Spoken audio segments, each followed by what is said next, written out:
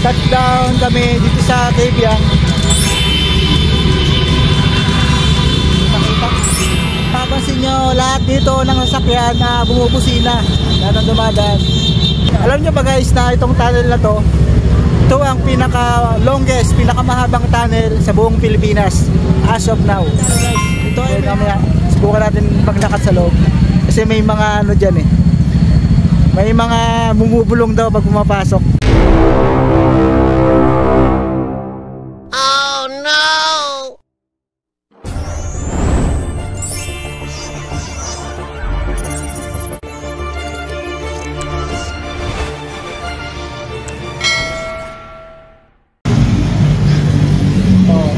Good morning. I'm with Aldrin. May short ride kami going to Nasugbo. Breakfast ride daw eh, breakfast ride. Saan ba tayo pupunta, Aldrin? Mag-harvest tayo. Mag-harvest daw kami sa kanila. May short ride kami. Yan. Dito kami sa ano, C5 extension.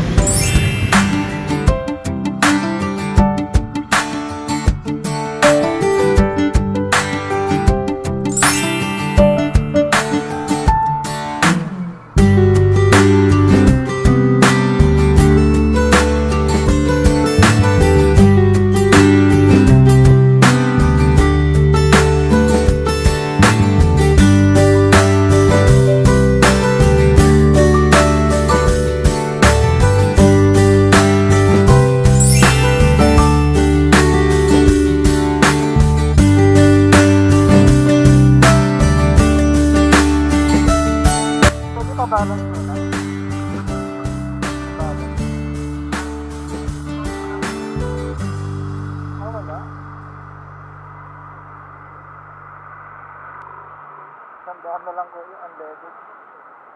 Unleaded pa.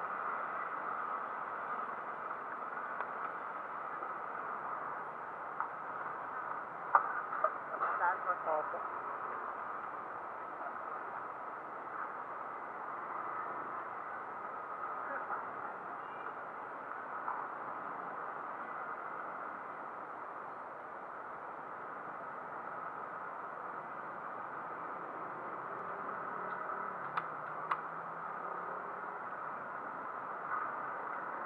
Ko na lang pala. Pwede gamitin yung phone.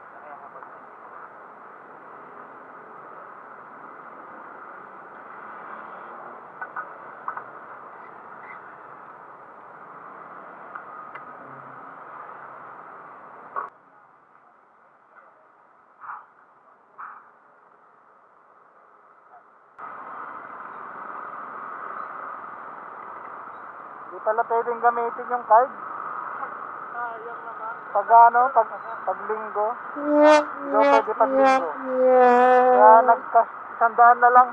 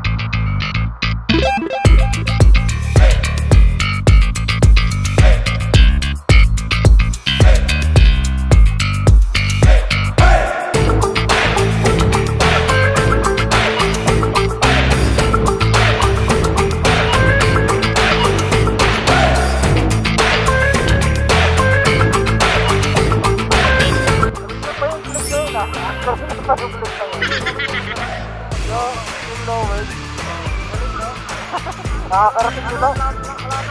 Nakakarating dito pa ng picture tayo dad. Ano ito pangalan ni sir? Oh, may itong Philippine Looper, Graphics Explorer. Ayan. Sa Puerto Azul going to Cabiang. Picture ng sticker na. So, last ko na to. This is my very first last sticker. So, didikit ko sana siya dun sa Cabiang, pero ibibigay ko na lang kay sir. So, ito na yung pinakalas ko sir. Nag-iisa na. Hindi pa ako nakakapag-print ulit. Ayan. Thank you sir, thank you sir. Picture ko rin. Ayun, thank you sir. Saan pa ikot mo sir? Ha? Saan pa ikot mo yan? Sa ano kami ngayon? Sa Maragondang Sanctuary. Tamang chill muna sa Maragondang Sanctuary. Tapos paikot ulit ng so, ayun, no? Ito si Sir Graphics Explorer. Memory kayo. Isa sa mga Philippine Looper. Ayan, no? Thank you sa pitik sir, thank you. Pero maganda niya dumako kahit pa para sa Tagaytay. Patagaytay rin ako. Ito yung ito pala yung motor ni sir. Lapasan ko na yung left. Daming dala sir Mukhang lalamog ka pa sir Lalamog ka? Ito. Patagaytay ka muna. Oh, bumalik ng konti na Philippine Looper. Oh, kung pwede rin doon. Quezon. Ka na dumaan. Ano tong isa? Ano tong 500 km? Dami na. Nag-ano ka na sir? Nag-North Loop ka na. Nag-North Loop ka na. Mindoro Island. Alam niya. Pangarap ko to. Pangarap ko rin tawid isla eh. Malapit na. Malapit na ako magtawid. Pera na lang kulang eh. Pag may pera na. So, ingat sir. Ingat sir. Maganda may kasama talaga. OBR mo ma'am. OBR mo. OBR mo sir. Mayayain. Sige sir. Ingat. Ingat boss. Alis boss. Alis. May nakita pa tayo Puerto Azul, ito Cabiang Tunnel. Wala na tayo sticker, last na yon. Dapat ididikit kayo doon sa Cabiang. So magpapaprint na lang ulit tayo sa mga nabigyan ng sticker. Next batch papaprint ulit tayo.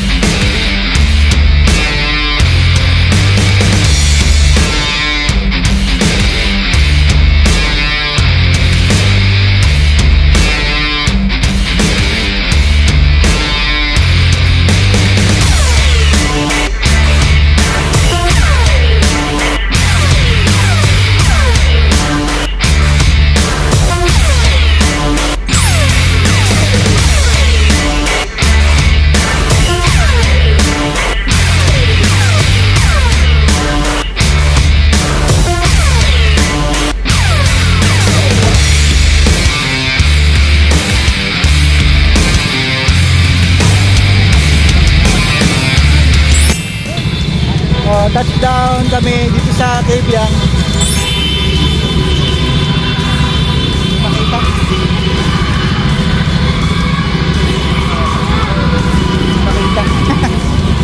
Down Cabiang Tunnel.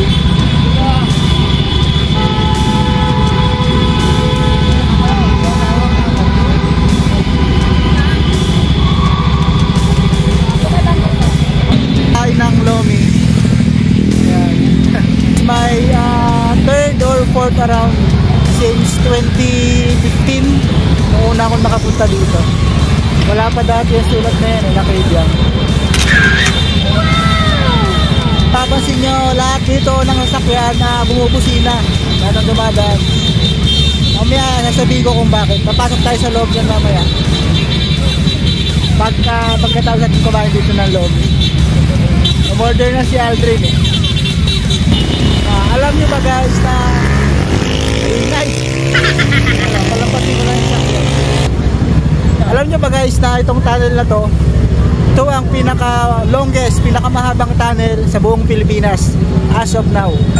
Ito ay may habang 300 meters. So pag tinagos mo siya, ito ang kinatatayuan ko is Ternate. Pag tinagos mo siya, nasugbo na labas mo. So ito yung pinaka nagiging boundary ng Cavite at Batangas. Itong Kabyang na to is natapos about year 2012 when time ni President Benigno Aquino III at nabuksan sa publiko ng 2013. Yan. At matatagpuan to dito sa Barangay Santa Mercedes, Ternate, Cavite. Mamaya tatapusin natin yan after natin kumain dito ng lobby. Ang daming pupunta rito pero ngayon ko lang siya naisipan gawa ng content. Yan, kain muna tayo guys. So mamaya subukan natin maglakad sa loob. Kasi may mga ano dyan eh.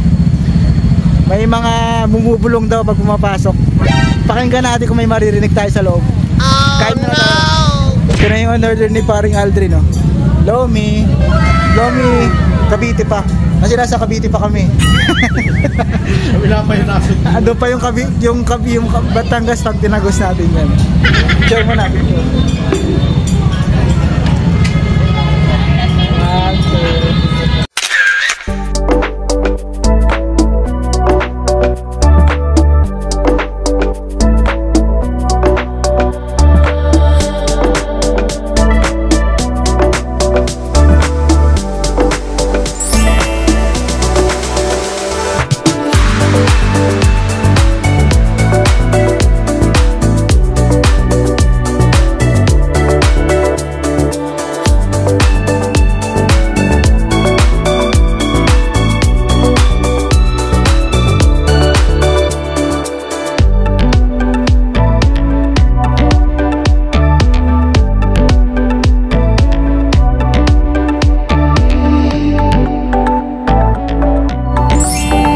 Ito guys, tapos na may kumain, nagdidikit tayo ng sticker ng ARC.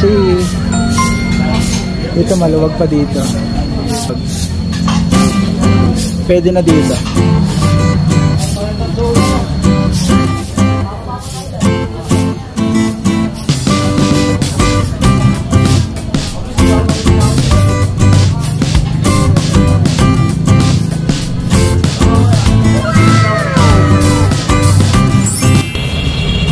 Papasukin natin yung Kabyang, maglalakad tayo.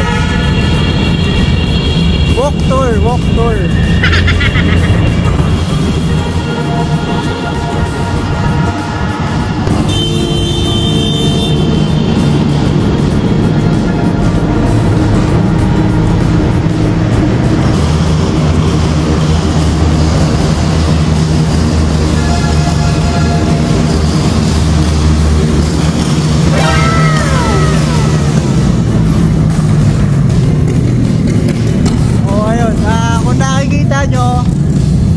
Lahat sila bumubusina. So susubukan natin itong lakarin. Ngayon ko lang ito gagawin. Usually lagi namin itong motor papunta doon, papunta ang Nasugbo.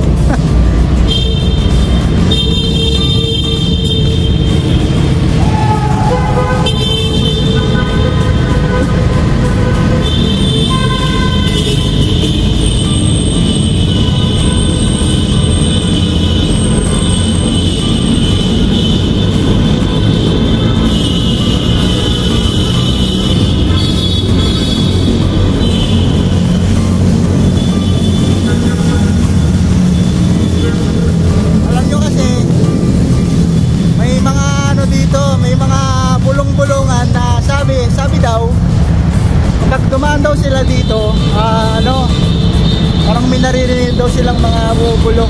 Yun ang sabi Ngayon, subukan natin kung may maririnig tayong bumubulong.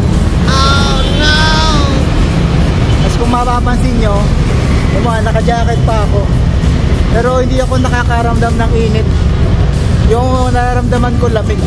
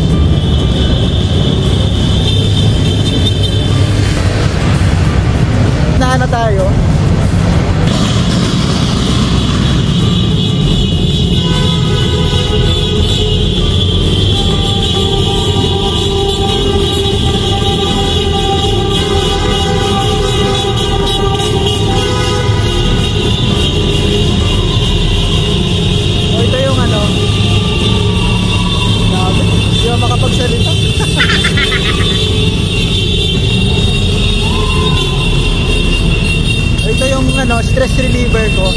Stress reliever namin mga rider. So nagtataka kayo bakit? Kung bakit namin to ginagawa? Sabi ng iba nakakapagod daw. Totoo naman nakakapagod. Pero kasi ano dito na re-release yung mga stress namin. Stress sa trabaho at sa maraming bagay.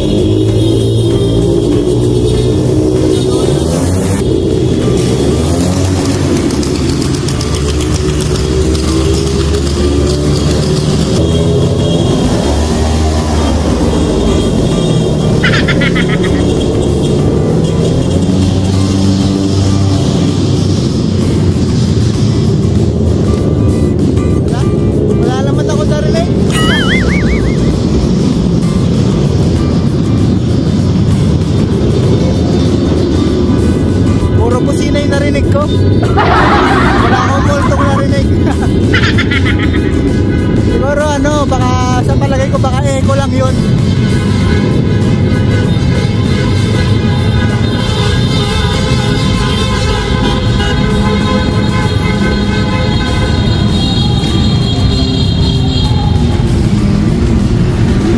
Echo lang yun kasi ano pag nagsalita ka dito at yung magkabilang dulo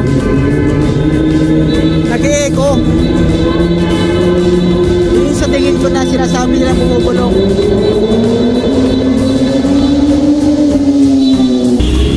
So yun na, babalik na tayo doon. Wala namang bumubulong. Siguro yung naririnig nila, yun yung nagsasalita sa magkabilang panig ng tunnel. Kumaga parang umi-echo siya doon sa gitna. Kaya pakiramdam mo may bumubulong. Pero hindi siya bulong sa palagay ko. Echo yun ng magkabilang tunnel. Kaya parang pakiramdam mo may nabulong. Pero wala naman. Mas malamig sa gitna. Usually tunnel mainit, di ba?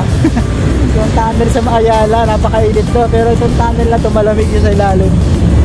Siguro dahil nasa ilalim ng kabundukan. So yun, mabili ko tayo doon. Kasi si Andrew sa kapila Picker muna.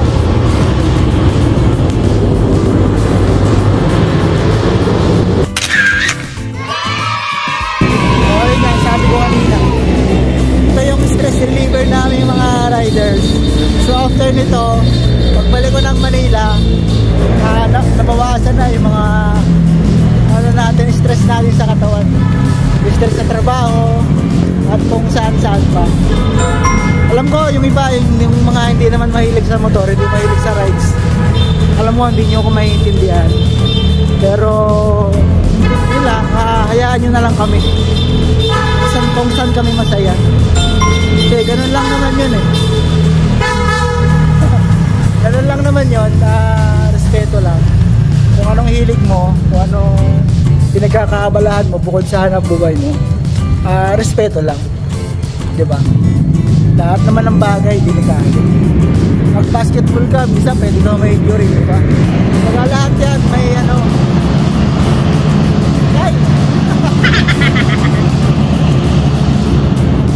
pagka lahat ng gagawin mo, lahat yan may word na delikado. Nasa sa'yo na lang kung mabubuhay ka sa takot.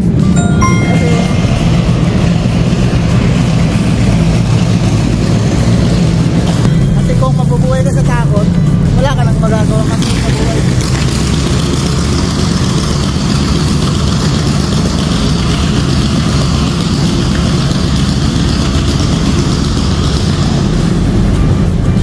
Tatanda ka stress. Pwede mo namang enjoy na buhay. Kumalik na ako doon. Ang ingay dito.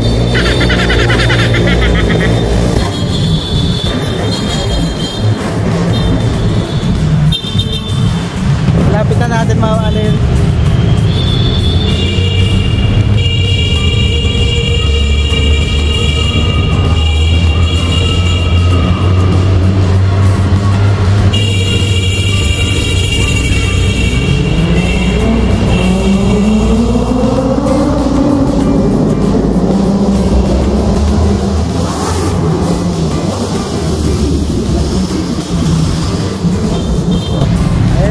Malapit na tayo. Yung liwanag. Mahangin hangin dito. Ang sarap ng hangin.